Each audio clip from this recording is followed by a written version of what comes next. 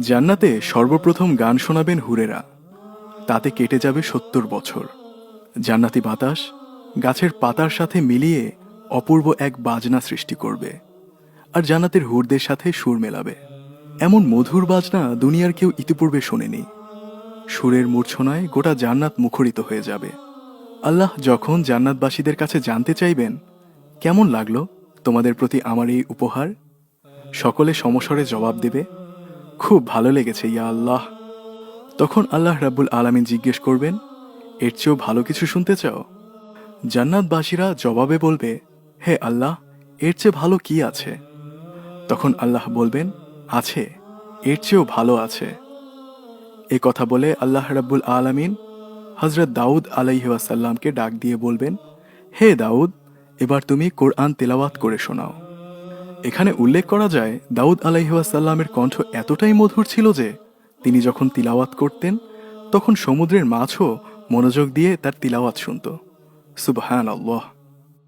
আল্লাহর আদেশ শুনে দাউদ আলাইহি ওয়াসাল্লাম বলবেন, হে আল্লাহ, আমার কণ্ঠ তো দুনিয়াতে ছিল জাবুর শরীফে, আমি তো কখনো কুরআন তিলাওয়াত করিনি। আল্লাহ বলবেন, তোমার কণ্ঠ আবার ফিরিয়ে দিলাম, এবার তুমি কোরআন শরীফ শোনাও। হযরত দাউদ আলাইহি ওয়াসাল্লাম কোরআনের সূরা আর রহমান শোনাবেন। জান্নাতবাসী মুগ্ধ হয়ে শুনতে থাকবে। দাউদ আলাইহি ওয়াসাল্লামের তিলাওয়াত শেষ হলে আল্লাহ রাব্বুল আলামিন আবার জিজ্ঞেস করবেন, কেমন লাগলো? জান্নাতবাসীরা জবাবে বলবে, মারহাবা, খুব ভালো লাগলো।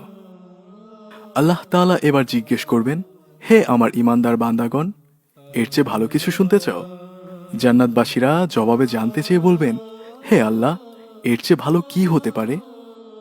তখন আল্লাহ রাব্বুল আলামিন আমাদের রাসূলুল্লাহ সাল্লাল্লাহু আলাইহি ওয়াসাল্লামকে বলবেন, হে আমার প্রিয় হাবিব, এবার আপনি তাদের কোরআন তিলাওয়াত করে শোনান।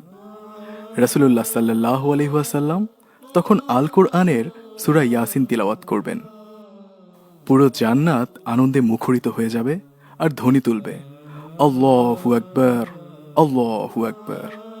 আল্লাহ আবারও জানতে চাইবেন, কেমন লাগলো?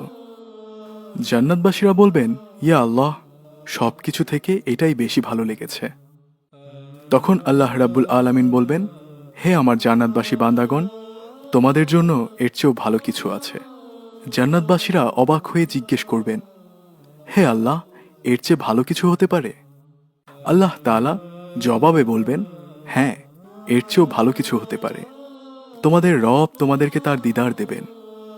এই বলে আল্লাহ রাব্বুল আলামিন রিজওয়ান নামের একজন ফেরেশতাকে পর্দা সরিয়ে দেওয়ার জন্য বলবেন।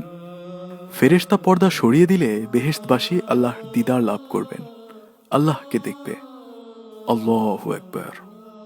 আল্লাহকে দেখার পরে বান্দা অস্থির হয়ে যাবে।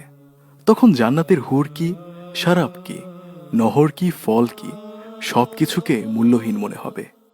বান্দা বলবে, আল্লাহ, কিছুই চাই না, শুধু আপনার দিদার চাই, আপনাকে দেখতে চাই। জান্নাতবাসীদের কাছে এর চেয়ে বড় উপহার আর কি বা হতে পারে? আল্লাহ আমাদেরকে জান্নাতবাসী হিসেবে কবুল করুন, আমাদেরকে তার দিদার নসিব ফরমান, আমিন। আমাদের ভিডিওগুলো ভালো লাগলে আমাদের ইসলামিক স্টোরি পেজ লাইক দিতে পারেন এবং আমাদের YouTube channel Islamic story subscribe করতে পারেন।